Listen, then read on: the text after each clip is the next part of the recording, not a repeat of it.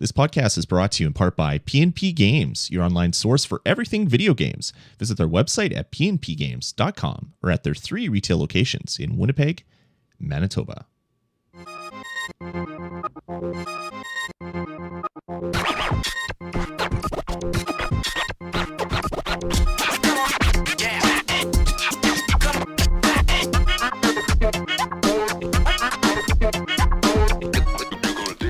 All right, everybody. Welcome to the Nintendo Pulse podcast. This is episode number 63. Turn down the music. Recording this on Thursday, October 3rd. It's hard to say it because it's a new month. I can't believe it's October already, 2013. As always, I'm my host, Lloyd Hannison, and joining me, Stephen Munn. Hey. Stephen, how the heck are you? I am good. It's time to catch some new fish, some new bugs. That's right. I didn't catch all the September stuff. I'm behind. I wonder, did anything leave in September that started in September and then left again in September? Yes. Damn it. 2 types of salmon are September-only creatures. Oh, son of a... I guess since I haven't played it in like 3 weeks, I could just set my clock back and catch them if I really wanted to. You could. Yeah, Animal Crossing. I've lost the Animal Crossing mojo. I'm afraid. I'm back in. I was out for a couple of days, and I'm back in with a vengeance. I spent over an hour this evening pulling together outfits for the various themes that Gracie needs for me to pass. And she still has only shown up in my town once. Yeah. I don't know why she's coming when she's coming back. Isn't Gracie fun? Oh, I can't believe I need to pass 4 of those tests. And I have no idea what I'm supposed to do with like the ornate theme. There's like all clothes for females, and I mean I'm okay with that, but I don't know if maybe she's not very open-minded and will fail me for it. So who knows? Yeah, I got past 2 of them, and I know that the ones that I have left are pretty easy-ish, but I still haven't started collecting my clothes because I haven't played the game. Can you do all 4 at once in one visit? No, she asked for a specific one. Only 1 per day. Only 1 per day, per visit. Damn it! Yep. Damn it! Yep. And she's only shown up in my town once. Oh. Maybe you missed her. Like maybe she was in the bathroom or something, powdering her nose. Maybe she spilled some coffee on her shirt. She had to go change. Could be. That could be it. That sounds like her. Oh, it's gotta be tough to drink coffee when you're a giraffe. It's like, especially since giraffes have really short arms compared to their necks. So it's like, how do you put the coffee up there? They need help. Yeah, or big Someone's straws. Got to come along and giraffe straws. There's a huge market for that in the giraffe economy. Big Absolutely. straws. Yes. How did we get on this? I think I started it. All right. I regret it. Let's get into the show. So, okay. Steven, what have you been playing lately, man? Some Animal Crossing, but on October 1st, Redigit, Andrew Spinks, the creator of Terraria, released the mother of all patches, the mother of all free patches for Terraria, version 1.2. 9 months in development, which is how long the original game took to develop. 9 months. Doesn't it have like 3 times the content of the original game or something ridiculous? Something ridiculous. It's like more than 1,000 new items, a bunch of bug fixes, changes to mechanics, changes to a lot of the graphics. Wow. New bosses, new biomes. It's amazing. I hope it comes to the iPad. Stuff. I really do, but I have a feeling it won't because the iPad is a severely kind of underdone version of Terraria. But it looks really good. It's unbelievably good. I mean, I was digging around in the snow biome, the underground snow biome, which is totally new. It's all these caves. Underground There's stalactites and stalagmites. Neat. Ice. When you run and you try and stop on the ice and you slide. Right.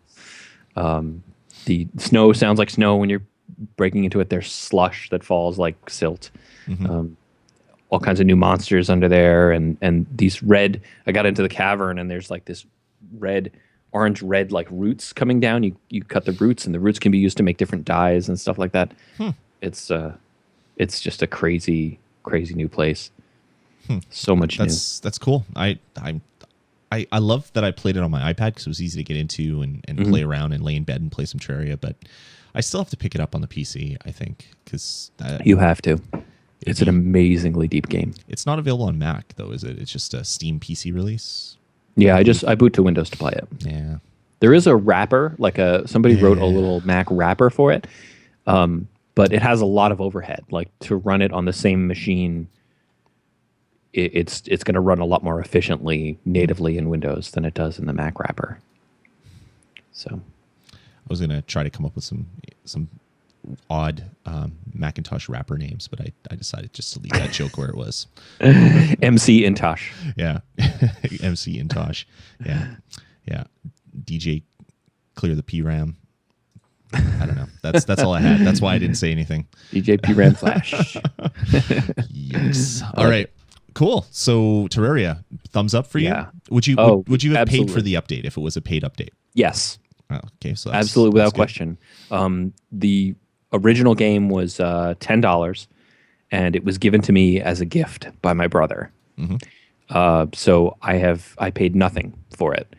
And then I went and I bought a retail copy of Terraria because they released them in Europe, like a special edition version of it with like a bunch of cards and like a key ring, and the version that you get has like a pet in it, a pet rabbit in it. Right. So I bought that. I left it sealed, and I did the little registry hack to tell it that I had the special edition. That was like $25 for that special edition. Oh my goodness! I think I would have paid another $30 to $40 for this update because I just get that much out of Terraria, and I had pretty much stopped playing Terraria for months. Right. And I think I've put another 15, 20 hours into it since this patch came out on the 1st. Wow. Well, that's cool. No, I really dig the game. I have to find some way to play it on the PC, I think, just because the iPad one was good, but it just whet my appetite. Didn't really give me anything too satisfying, unfortunately. Yeah. Cool. What else? Good stuff. Just pretty much that and Animal Crossing. That's it. I was hoping it would be longer so I could take a drink of water, but you can take it. Awesome. That's it, though. I really haven't been doing much else. Just I've been selling a lot of stuff on eBay. That's a game, kind of. Not a video game, but yeah. it's a game of will I get ripped off? Sure. That's fun. Sold a bunch of Pokemon games for a friend of mine who lost his job. Right. And one of the buyers is in Brazil, and she bought 3 of the games. Oh wow! And I wrapped them up. And yeah, I have it set up for calculated. So I gave her the combined shipping rate, which was about $15 for the 3. Oh really? That's it? Just not bad, no. But that's first class international, and the problem with that is you cannot insure first class international. Right. So what I'll usually do is I will sell things. I will ship them first class international, so it'll be nice and cheap, and then I will buy the insurance through a third party like UPIC. Right. So I went to UPIC to buy the insurance, and they do not insure shipments to Brazil, which is a bad sign. You will not get your games, ma'am. I'm sorry. Yeah, that's a really bad sign. So I was like, okay, well, I can eat about $12 in shipping to ship it priority international, and then another $6 to insure it. And this is for a total of about $70 worth of games. Right. Or I can cross my fingers, ship it first class international with the tracking number, and hope that it makes it there. Hope for the best. And that's what I ended up doing, rolling the dice, cross the fingers, because... Yikes. Well, I hope they make it. Yep, me too. Wow. Yeah, so we'll see what happens. Cool. All right. Well, that's it for you. That is it. That is it for this week. How about you? I have been playing pretty much GTA 5 all the time.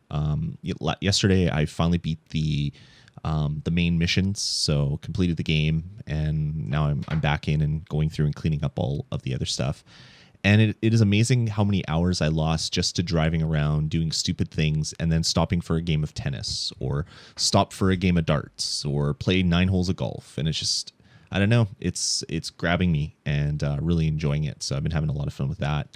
But also been playing Disney Infinity. It had kind of petered off a little bit here where my kids weren't super, super excited about it. They were playing some other stuff. But a couple new characters were released and I picked them up. This one was a Walmart exclusive for the first month. It's Woody from Toy Story, which will then go with the Toy Story playset, which has been a lot of fun. So the weird thing about this one is if you played Toy Story 3 on any of the consoles, the character plays exactly like it. It has the same dash move. He throws the little Pixar bouncing balls. He's voiced by Tom Hanks's brother, just like the game. So it's weird. It's almost like I'm jumping back into playing Toy Story 3 with the kids, which was an awesome game, and really was kind of the precursor to Disney Infinity. So that one's been fun. But also picked up this one, which is a GameStop exclusive. It's not actually supposed to be released till Saturday the 5th. But for some reason, it's a GameStop exclusive, or EB Games here in Canada, for the first month. And for some reason in Canada, they had the release date set as the 1st of October.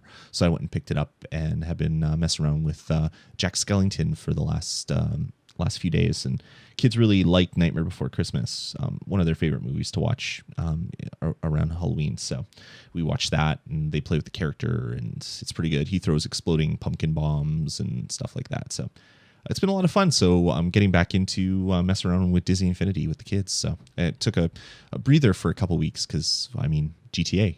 And now I'm playing a little bit more.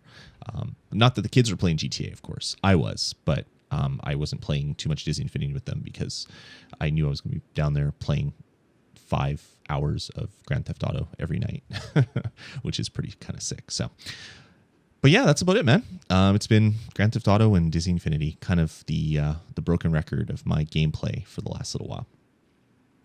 Cool. Yeah. Sounds like fun. Yeah. Cool. All right. Well, let's get into the show. First off, I just wanted to again thank P&P Games for sponsoring the network. And if you don't know about them, head on over to pnpgames.com or head on over to vgpodcast.com and click the nice little P&P Games banner ad, and that'll take you over to their website where you can look at games that they have in stock. You can purchase things online. Pretty much if you're looking for any new or used video games, they have it. Check them out, pnpgames.com. All right. Notable releases. Let's get into that. It's still kind of weird to me that this game is out already, even though it came out baked into a console. But it still feels really odd that tomorrow you can go to stores and buy the disc version of The Legend of Zelda Wind Waker HD. I'm probably not going to pick it up, which is really surprising for me to say because I'm still playing Grand Theft Auto and I don't really need another big, long, expansive game right now. And I know that I've played it before and I'll love it, so I can pick it up when there isn't a lot out there for me to play. How about you, Steven? Are you going to be snagging the disc version, do you think? I am, yeah. I have it pre-ordered. And unfortunately, they're releasing it on a Friday, and I don't know why they're doing that. But Amazon Prime, regardless of the fact that it's Amazon Prime, I won't be getting it this week because they're releasing it on Friday, so I won't get it till Monday. Yeah, that's it's kind of ridiculous. It's not like I don't have other things to play. So see, Nintendo's weird. They release stuff on Sundays, and while Sunday is weird, at least it's close to Monday. So even if you don't get it on the day of release, you're just waiting a day. Yeah. But this Friday release thing, that's really bizarre. I don't understand that. Yeah, I don't recall them ever doing that before. Not that I can, not going to think of. It's really bizarre. So yeah, Legend of Zelda Wind Waker HD is now going to be available on the Wii U in stores on disc. Another game that came out this week that I thought I'd mention is Picross E3, which is on the 3DS eShop for $5.99. This is the third of the E series of Picross games. This one will give you another 150 Picross puzzles to play through. And yeah, it's Picross. I mean, it's universally loved by all that have played it. So check it out if you're into playing some more Picross. Picross E3. Cool. Which is, I wonder if they announced it at E3. That would have made more sense. I don't think they did that though. Probably not.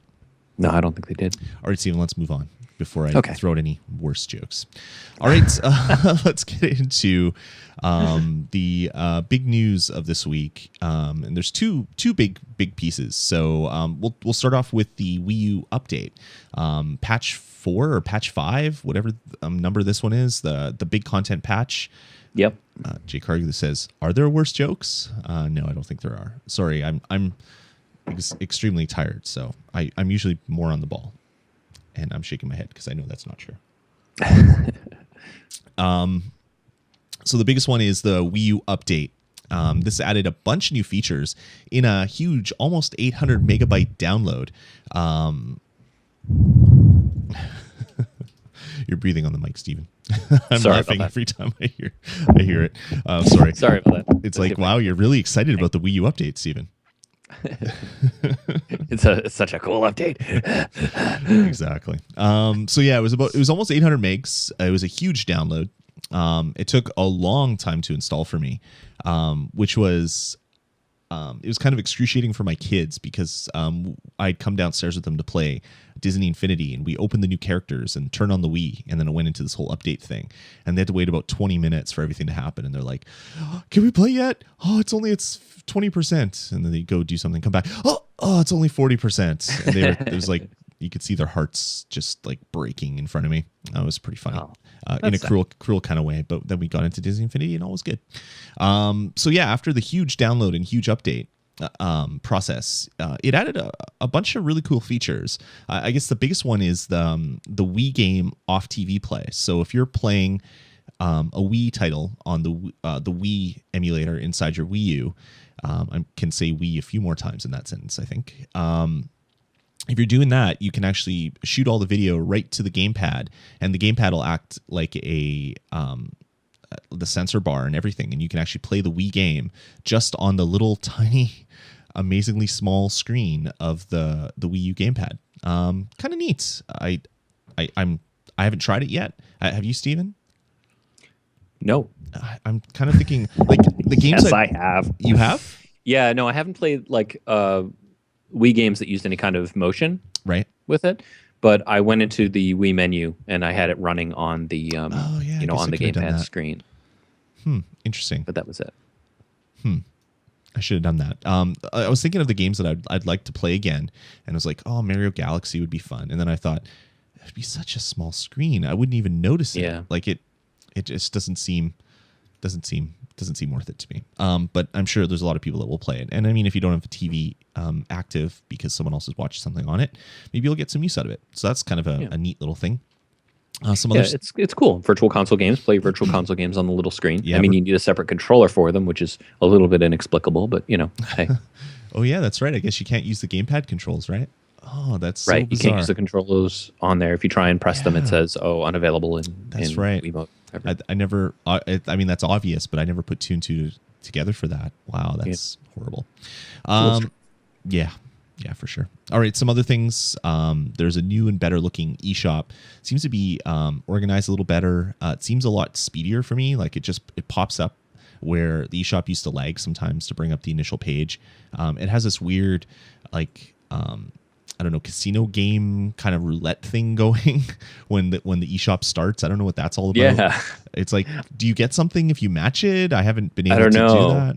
I don't know. I was wondering what that was. I was like, are they going to give me a free game? Yeah, it's like, if I match this you get a free demo of a game you've already played, or like, I don't know what they're doing. That's really bizarre.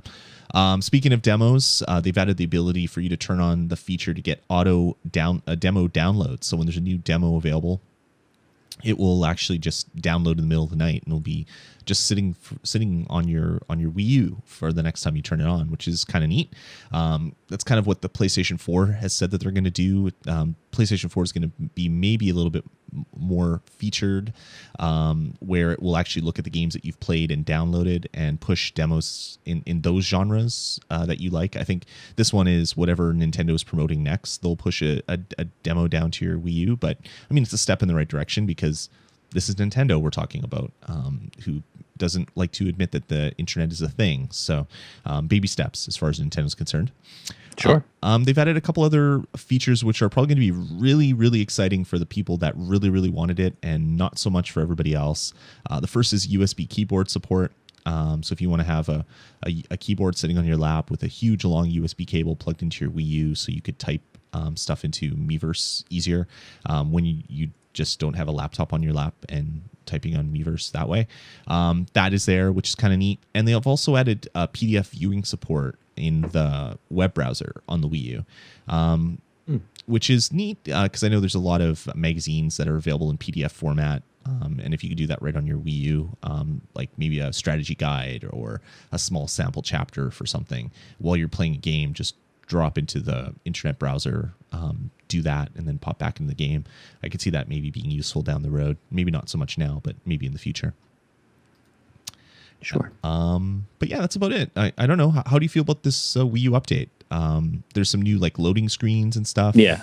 Like if you go to Miiverse, it has this globe with a bunch of people and the date and time where those people live. And I mean, it's kind of neat. It feels more like a solid OS, I guess. But yeah, it's coming together. It's really shades of PlayStation 3, last generation, where it came out and it was just totally unfinished. Yep. And they kept rolling out updates, adding in nice features with a very distinctively Nintendo kind of a flavor to it. It's very clean, very simple. Menus are, menus don't seem to be getting any faster anymore. Hopefully it'll be soon. Yeah. It made some changes to the login stuff, and I went right into the eShop to see if, all my old games are showing up on there now, right. Even if I can't download them again. My old Wii. I guess Did they unify this stuff yet? No, still no. That's the other big thing is when you update your system, you have to then go and accept terms and conditions. But unlike every other system I've ever seen where they pop them up on the screen while you're applying the update or after you do the update, you actually have to go into your you have to click on your little icon on your gamepad. It takes you there. You choose the right menu option. It asks you to authenticate and punch in your password. So if you're someone that just hastily created an account, can't remember what password you put in, well, then you're screwed. and then you go in and you accept it, and then your icon turns from orange to white and you're good to go. And it's just like, couldn't you just pop that up? I mean, if everybody has to accept them, like pop them up. Yep. Why make you jump through multiple menus to get to it? It seemed really kind of disjointed because you get those really cryptic and ugly error messages when you try to use something. It's like that light gray text on white, which must be really hard if you're sight impaired to actually even read that stuff because there's like barely any contrast. And it's like, what am I doing? Oh, I have to go here. I have to go to what settings? Type what? It's so bizarre. Forum in the chat room says it's a Nintendo tutorial to make sure you know how to access user settings. That is probably closer to reality than we'd like to admit, actually. They should give you a little Mario, and you have to jump and hit the little follow the bouncing play Mario. The play it for me block. What is that called? Yeah. What is it? I can't remember what they called that. Yeah, I can't remember what they called that. Assist play or something. Like that? It's something like that. I can't remember the name of it.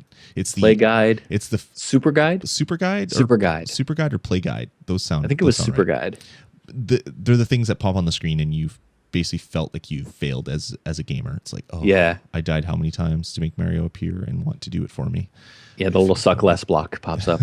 Exactly. And then Luigi comes and plays it for you because you just obviously can't do it yourself. Yeah. Well, it was a year of Luigi, so that makes sense why he would do that. Sure. But yeah, so that's a Wii U title update. Looks good. I'm super happy with all the stuff they added. It makes me really hope and wish and pray for a 3DS update to come out soon that will add some of this functionality into the 3DS. Yep. I'm really, really hopeful that will happen sooner rather than later. But yeah, the Wii U is shaping up to be a nice little system with all these updates that have come down the pipe. Yep. Maybe by the time the PS4 and Xbox One come out, the Wii U will feel like a complete, streamlined, speedy, feature-rich system. But who knows? Yeah, exactly. Just in time for more feature-complete, more speedier systems to be released in stores. You're assuming quite a bit, I think, if you think that either Sony or Microsoft is capable of launching a console that's complete. Wow. We've yet to see them do that. Interesting. Well, we'll see what happens, I guess, right? Yep. All right, cool. Let's move on. Nintendo also held a Nintendo Direct on Tuesday, I believe it was. They sure did. I think it was. Kind of a surprise. Here you go. Here's some games. Let's show you some games. They showed us some interesting things, actually. But it was weird how they give you 1 day notice for these things now. I guess they want to curb speculation or whatever.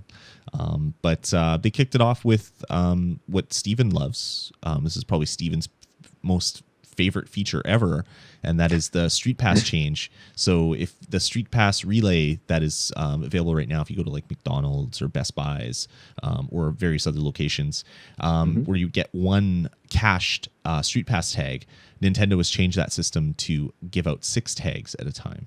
So the last 6 people that visited there, you'll now get 6 tags every time you go to McDonald's. Which is a weird number. This change is coming soon. Yes, it hasn't come out yet, but it is coming. That's a weird number. Like you'd think it would be 5, so that you could hit 2 Street Pass places and fill up your queue, because you can only have 10 sitting on your 3DS at any one time. But yeah, it's 6. I don't know. I guess 1 wasn't enough. I mean, there's still a lot of people that don't live near any of these things in North America. So the more Street Passes, the better. Yeah, it's in my books. Yeah, it's a good idea. And you're right, it is kind of an odd number, isn't it? Yeah, it is bizarre. 6 is an even number. It is an but even you know number. What I mean. It's an odd even number. Yes, it's an odd number to choose. Yes, it is. So so that was announced, which is pretty cool. Then they started talking about some other things. We'll hit some of the high points. The first one is that Pikmin 3 is getting some paid DLC, which is good. Yes. If you like Pikmin. I like Pikmin, and that made me very happy. It's going to be a bunch of different types of DLC. Apparently, the only one that they've announced is it's called like treasure hunt or something like that. I think that's what it was. Something along those lines, yeah. And it's $1.99, and it basically gives you a bunch of different missions where you're hunting treasure as fast as possible. And there's online leaderboards for this type of stuff, so you can see how fast you did it, how many points you scored compared to other people around. So some interesting things with a game that everybody assumed would be put on the shelf until the next time they decided to put out a Pikmin game in like 5 years. But yeah, this is good. I mean, if this is what Nintendo's plans for the future are, I kind of like it. Like, wait for a game to come out, gauge its interest from people. If it sells well, then keep rewarding those people with the ability to purchase more content, which is a really kind of, I don't know. There's probably some psychological studies one could do to explain this type of system, but it is kind of bizarre that they're charging you for this stuff on only the games that are selling really well. You'd think they'd want to put out some free DLC on games that aren't selling well to spur some excitement and get people getting into it, but it's good. I mean, the game wasn't advertised with DLC, so it's kind of neat to see the stuff just kind of announced and available right now. Like, you can actually get the first sample pack for free. It's a sample of a couple missions or something if you update your Pikmin game. So pretty cool. That made me super jazzed, and just makes me think forward to other Nintendo games coming out in the future and what kind of DLC will be made available to extend your love of that title. Absolutely, I'm excited about it. I'd like to see more content for the single player campaign. That would be good. I hope that it's not just like the same pack but reskinned. So the first one is a treasure find pack, and the next one is find this trash and clean it up pack, and the next one is eat some more berries pack, and it's essentially the same thing over and over again. Hopefully they can get a little more varied and add some other kind of gameplay functionality to it. But as it is right now, I'm really excited for Pikmin DLC. I don't actually have Pikmin right now because I just rented it essentially for a week and beat it. But I want to pick up the game mainly just so I could keep playing more DLC, which is really kind of bizarre because I've already beat the game. But it's a cool game. It's a really cool game. It was a lot of fun. So that was interesting. Then they brought everybody down with the announcement that Donkey Kong Country Tropical Freeze has been delayed for February 2014. Not a huge surprise. There was already rumors of that flying, but there it is in black and white on my page. So it is, we hope you understand. Instead of please understand, this time it's we hope you understand. Yeah, exactly. Not a huge surprise, and not a huge game in the grand scheme of things. Like, people love Donkey Kong, but it's not one of their main pillars, I wouldn't think, for Nintendo games. So not a huge deal.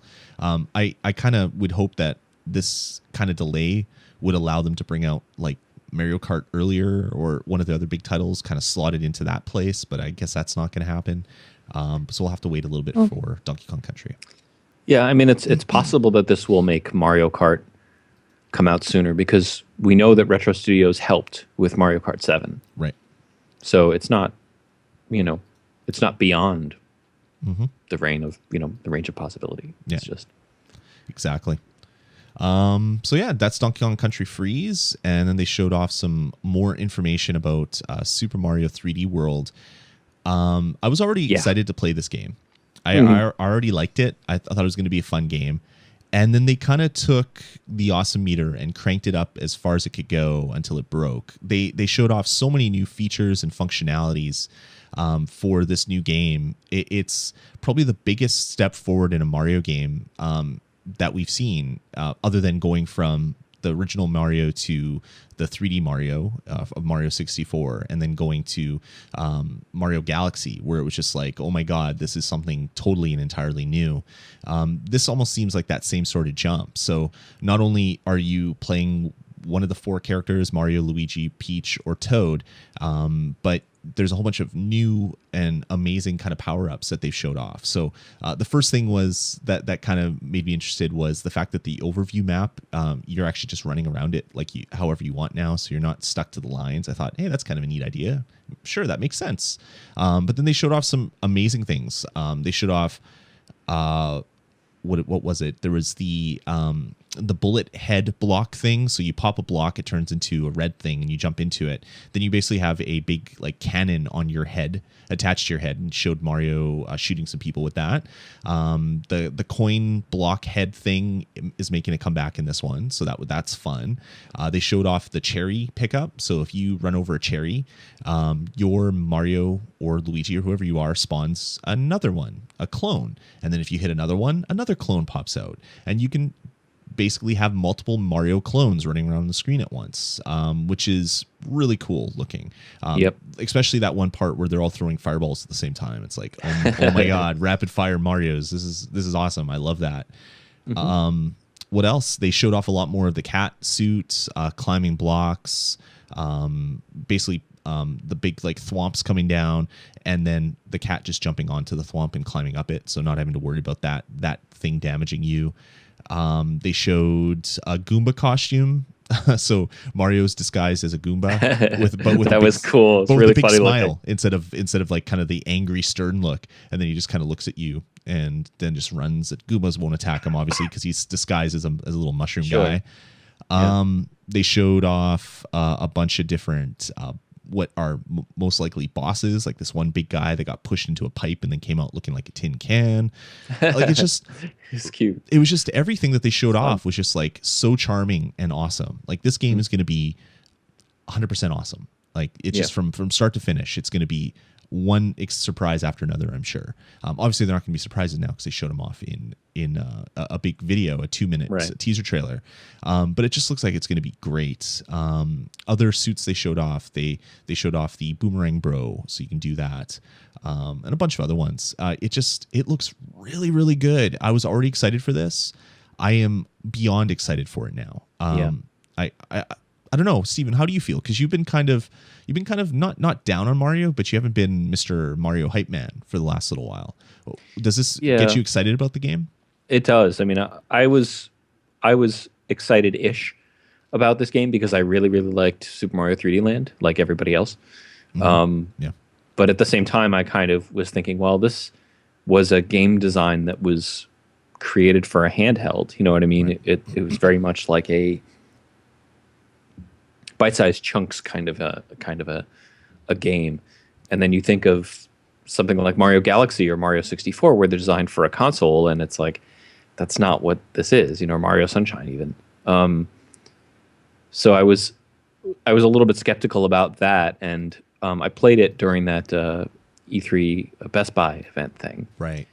And it was fun, but it didn't seem to be doing a whole lot that was interesting, and this trailer really stunned me. There really was a lot going on in this trailer that I did not expect to see, and I'm really excited about it. I still, when I think about pre-ordering it, I hesitate though because I still have a difficult time imagining this being like a $60 price point game. Sure. Because it just doesn't have that look. I mean, even like an HD remake of Super Mario Galaxy, I think would be an easier. It just has more of that more of that pop, that kind of thing that you expect for $60. I just kind of think that.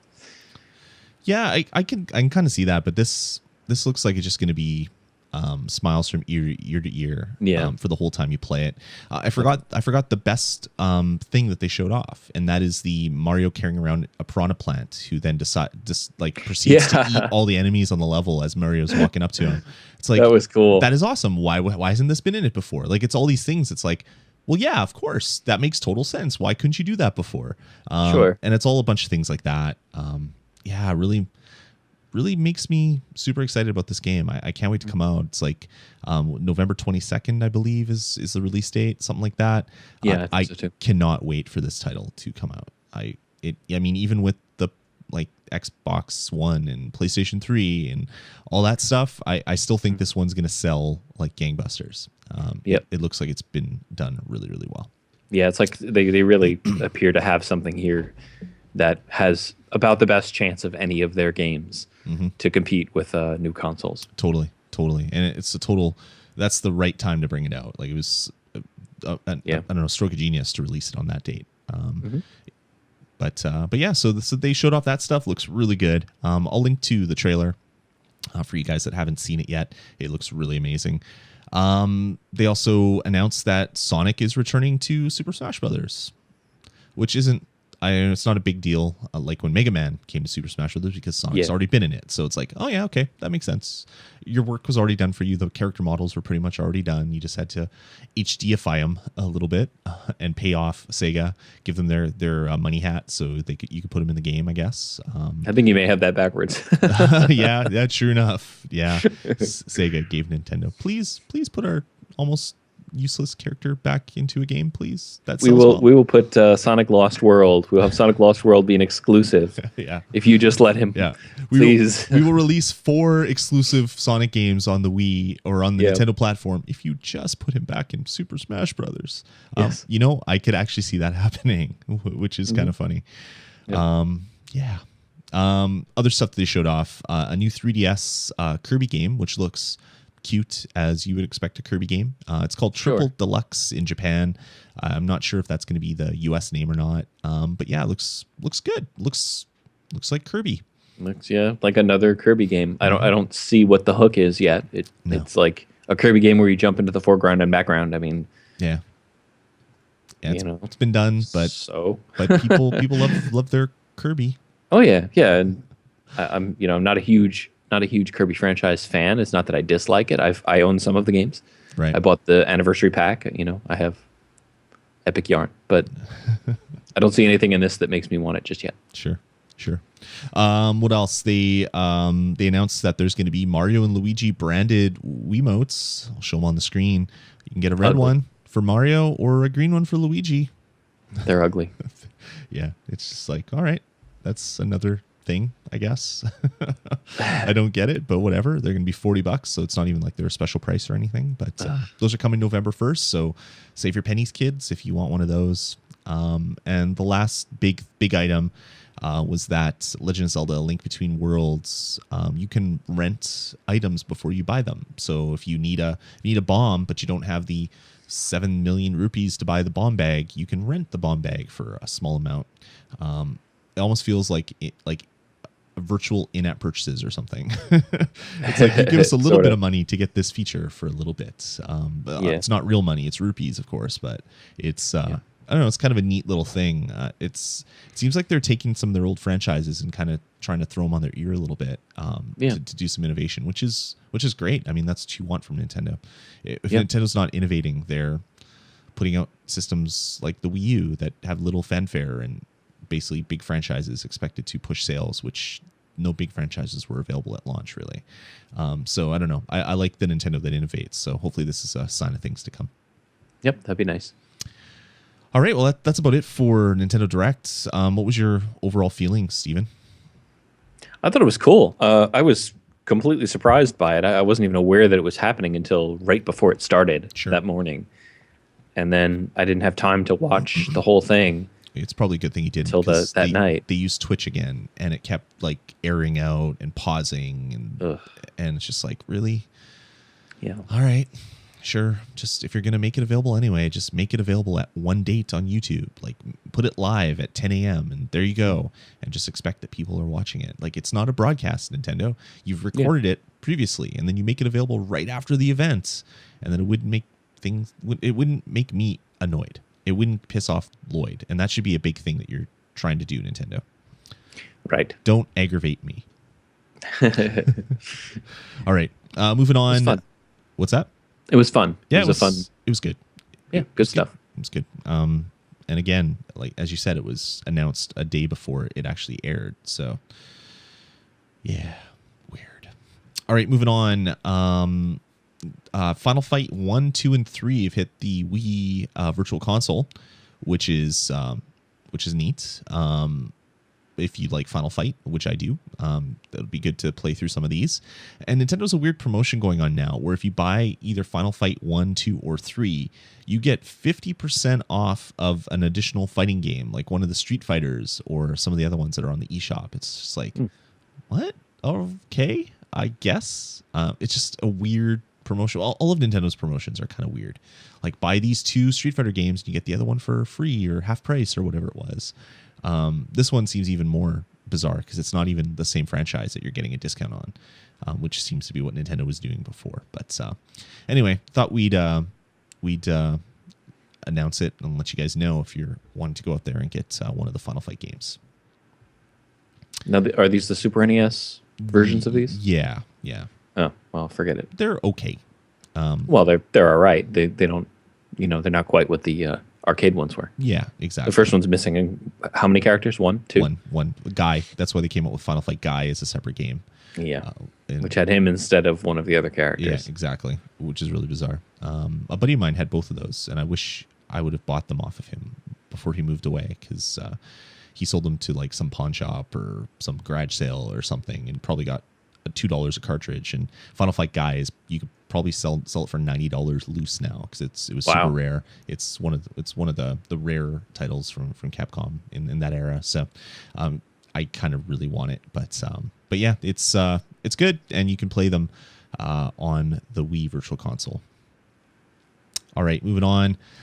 This one is kind of an interesting little story. There was some news that popped up earlier in the week that some locations in Canada and I think Australia, I think that's right, had broken the street date on Pokemon X and Y.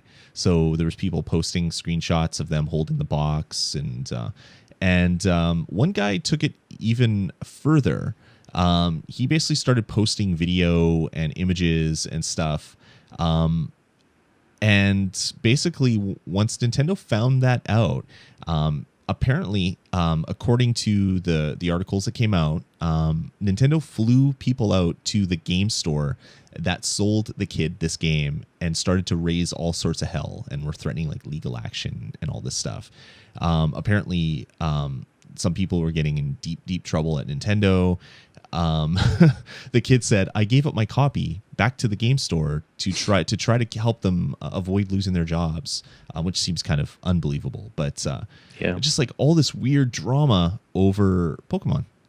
I guess, I mean, it's one of Nintendo's biggest franchises, so obviously there'd be a little bit, but it's really kind of bizarre that Nintendo's going like ballistic on the fact that a game store broke the street date. Yeah, seems a little odd to me, but well, it's I think it's understandable because they have a certain, they've been talking for I think over a year now about a worldwide simultaneous launch of Pokemon. Yep, and now that's been ruined.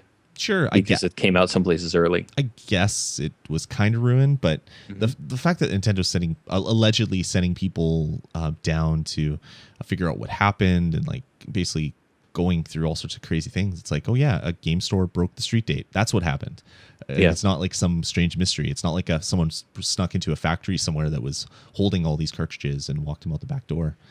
Just really kind of bizarre. I'll post a link to the story.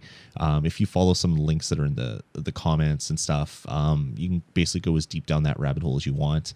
I just find it kind of funny personally, so I wanted to mention it. Especially for the kid kind of fearing for his life and selling, basically giving the game back to his friend's game store just so people didn't lose their jobs and stuff. It's just like, wow, Nintendo must be really, really angry at this stuff. Oh yeah, yeah. I mean, I think a sensible response by Nintendo would be to take that entire game chain and no longer give them the games ahead of release. Yep.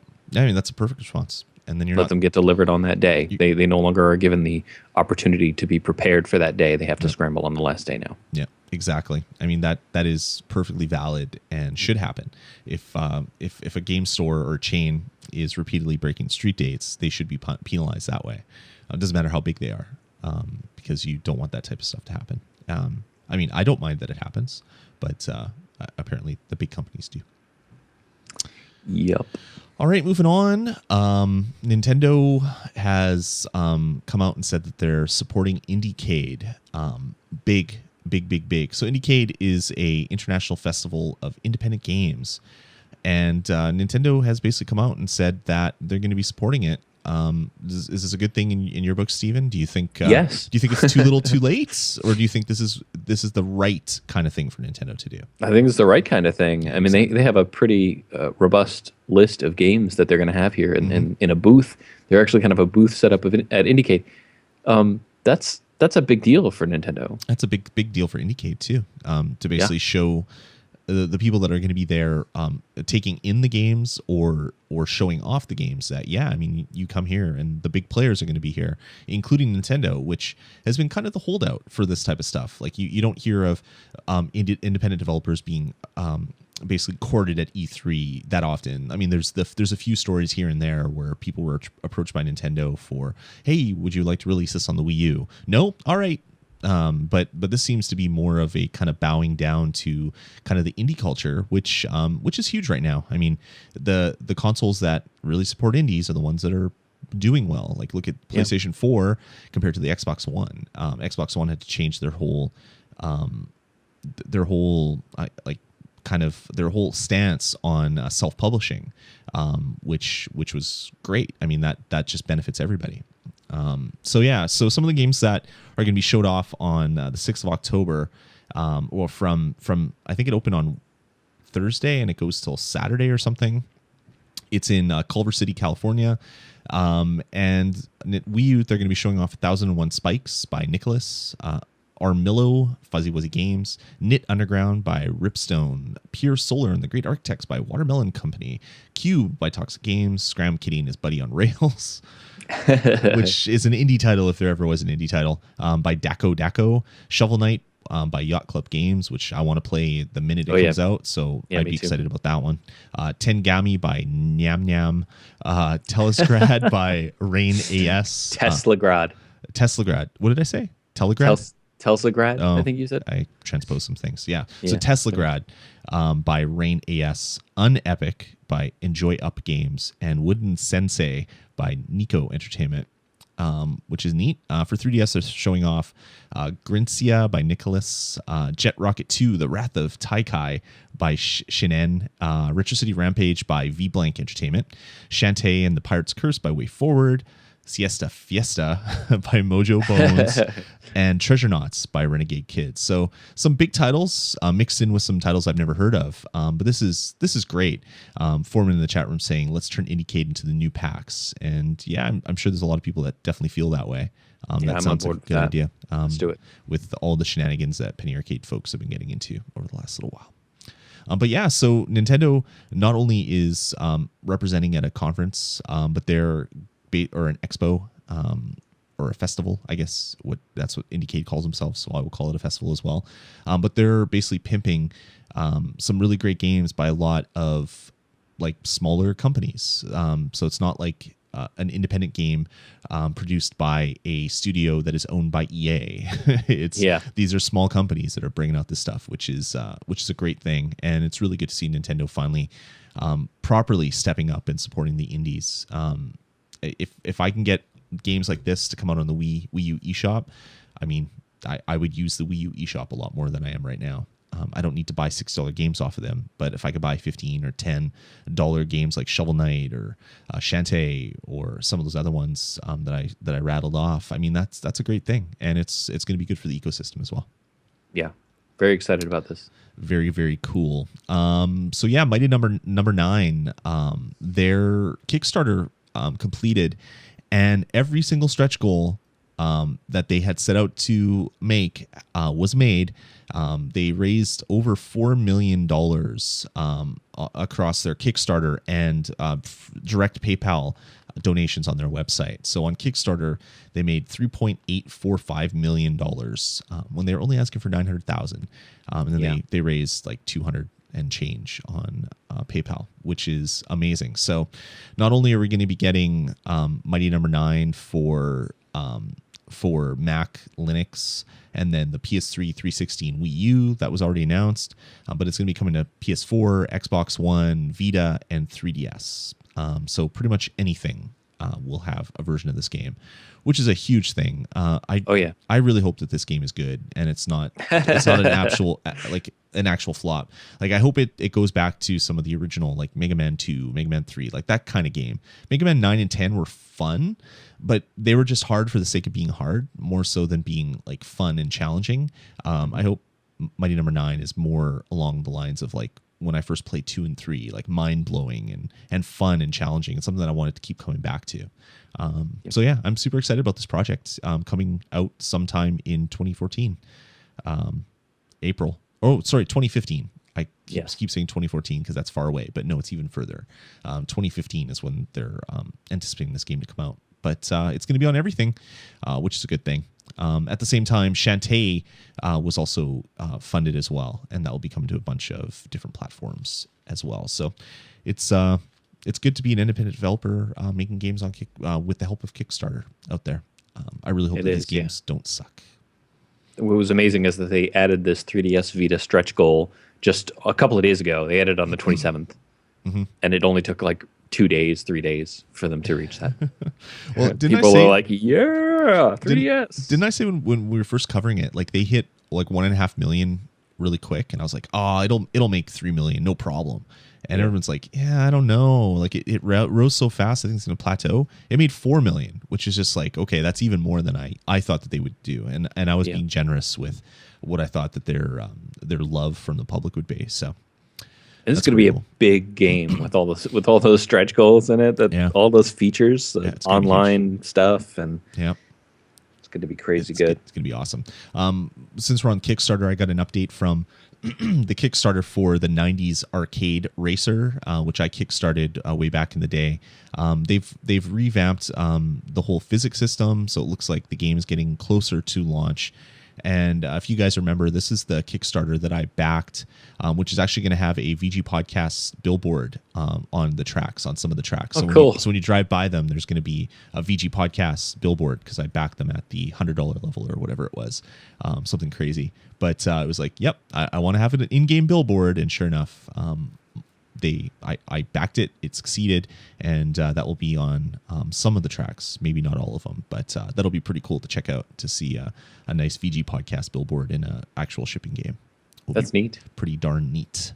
So yeah, Kickstarter continuing to raise lots of money. Hopefully they release lots of really good games. All right, and last but not least, you added this one just a little while ago, Steven, that Nintendo has announced they're going to be discontinuing production of the Wii console soon. Yes. So, I guess that crappy Canadian-only Wii Mini, or whatever the hell they were calling it, didn't sell like gangbusters, so Nintendo's decided to stop producing the Wii.